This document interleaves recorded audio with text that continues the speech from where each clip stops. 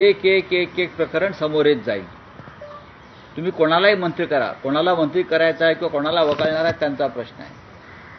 तुम्ही कोणालाही मंत्री करा, तीन पक्षाचेच लोक एकमेकाच्या विरुद्ध फायली आणून देणार आहेत आणि तशा फायली यायला सुरुवात झालेली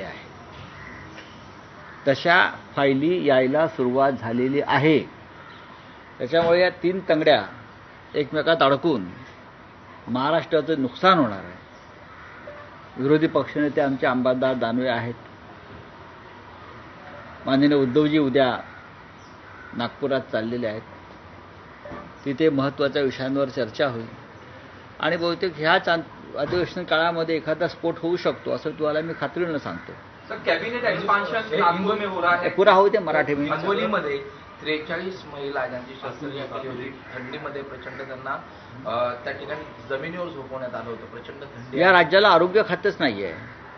आधी जे आरोग्य मंत्री होते ते भ्रष्टाचाराने कसे बरबटलेले होते, औषध खरेदी विक्रीमध्ये कसं लाखो कोटीचे कमिशन खात होते हे समोर आलेलं आहे. ज्या राज्याला एक महिना आरोग्य विभाग नाही, आरोग्य खातं नाही, जे होते ते भ्रष्टाचारीच होते, त्या राज्यामध्ये दुसरं काय दुर्दैव घडू शकतं. लाज वाटली पाहिजे राज्याच्या मुख्यमंत्र्यांना आणि दोन उपमुख्यमंत्र्यांना. ते एक महिना फक्त मंत्रिपदी कोण आणि मला कोणतं खातं मिळतं आहे, गृह की अर्थ की महसूल, स्वतःला मलईदार खाती पाहिजे. आणि ग्रामीण भागात मराठवाड्यामधील महिला ज्यांच्यावर शस्त्रक्रिया झालेल्या आहेत डोळ्याच्या, त्या रस्त्यावर थंडीत कुडकुडूत तडफडत आहे. दादरमध्ये हनुमान मंदिरावरती भाजप आता म्हणतात की उद्धव ठाकरे यांना हिंदुमत मिळवण्यासाठी केविलवाणा सुरू आहे.